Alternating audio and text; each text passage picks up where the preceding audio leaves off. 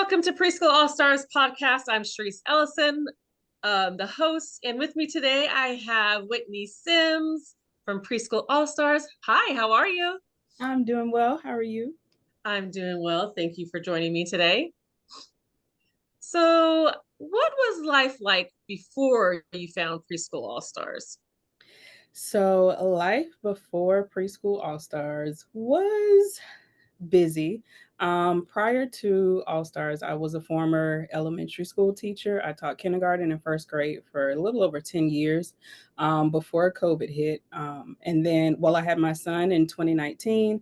COVID hit 3 months later, and putting him in daycare and things like that just wasn't an option for us, especially with the spike in COVID.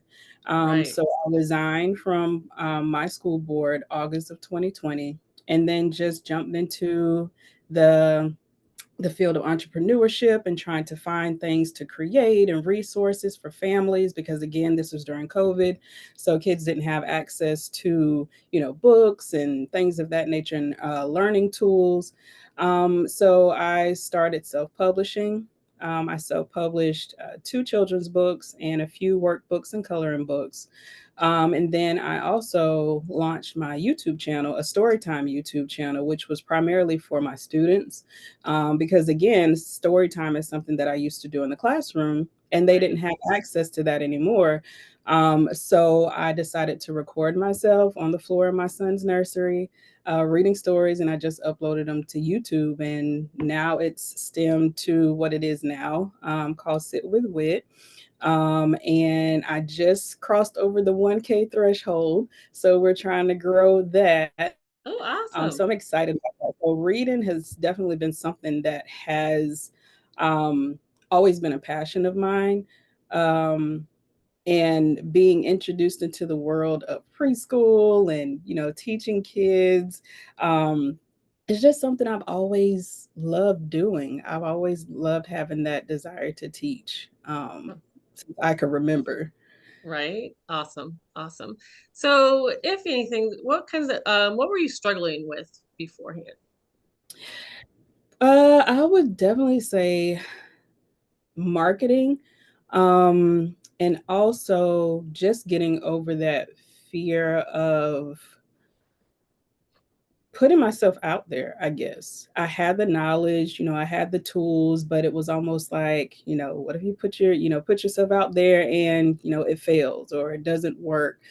Is there a market for this? Is the market oversaturated?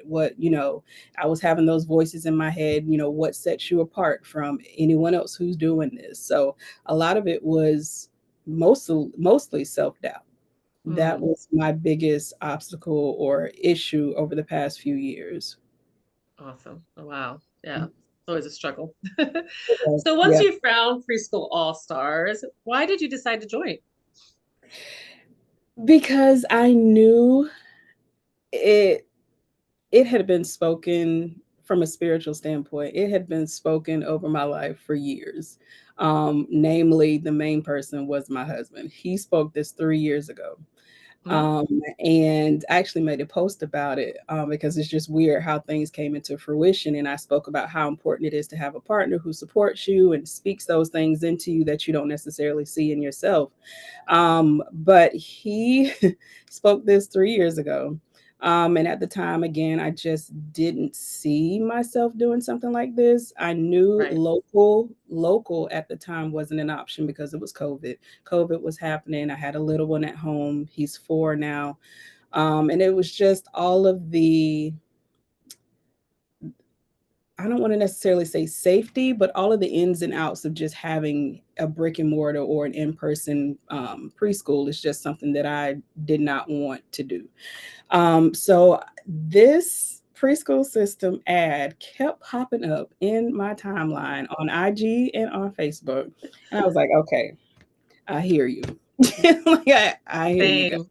I hear Same. you. 2020, I think I saw it almost every single day, if not more than once. Yes, and it got to the point to where it was like, a few days prior to seeing it the first time, I had prayed about it. I was like, okay, if this is in your will, too many people are reaching out to me asking me, when am I going to do a preschool, or when am I going to do some type of after school program? And I was like, okay, if it's in your will, I need it to be cut and dry, crystal clear. This is what you need to do. And Right. that's when I saw the ad. And then I kept seeing the ad. Right. So I decided to join one of the webinars, I believe it was. And a lot of what she was saying just confirmed my prayers, especially the fact that it was for moms. I'm a mom. Mhm. And she was also Sorry to speaking hear that. about um, how she didn't necessarily want to put her kids in daycare. I didn't want to do that. We actually put my son in daycare, and it only lasted for maybe 4 months before we pulled Wow. him in, and then we started homeschooling.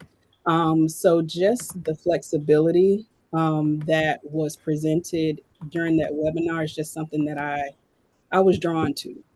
And it's not very often that you find something that you're able to do while your kids are at home. Right. Um, and it was just a blessing. It was an unexpected blessing that I'm grateful for. My son is actually in my preschool, so I mean it was just a win-win all around. Awesome. Well, we're glad you're here. Happy to be here. So tell us a little bit about the preschool that you've created. So my preschool is called Word Wonders Online Academy, and it is a reading enrichment preschool where my focus is early literacy, phonics, phonemic awareness. We cover blending, rhymes, storytelling, all things reading for Oh, the most cool. part. Because, like I said, my I guess my life's journey or my passion has always been early literacy, and just getting the the point across of how important it is for kids to read and what doors reading opens up for for people in general. So my preschool is Reading Rich. I call it Reading Rich, and yeah, it's Word Wonders Online Academy. Awesome.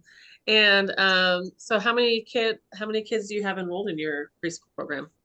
I have 14. Nice. Oh, Yeah, awesome. yeah, Awesome. it's been a blessing for sure. Right? Oh, that's amazing. So how is life better now that you're in Preschool All Stars?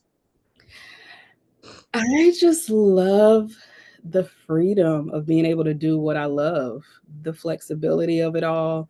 Um, having that supplemental income for the household while again being able to work and be able to mom and homeschool at the same time. So that's been the biggest blessing of becoming, working within this network, as well as having the accessibility to other all stars and other, rock star preschool owners and teachers who are killing it and who I look up to because I'm pretty sure I've watched, if not all of them, but most of the YouTube videos from other all stars who are also killing it. So it's Right. definitely a blessing to be a part. Awesome. So where do you see your preschool going? So what's next for your preschool program? Where do you see it going in the next 5 years? Oh, in the next 5 years, I see it everywhere. Like I see it in ads. I want it to be as frequently seen as preschool systems ads are seen in the next 5 years. I see it prayerfully growing internationally. It's been a blessing this year, rolling out my summer program to have two out of state kids. I have one in Georgia and one in Texas. I'm in Florida. Nice. So that alone has been a blessing, but I definitely see it growing to even more states and, prayerfully internationally. Cool. Do you see a brick and mortar in your future as well, or just still online? Currently, I would say online. Um, we'll see.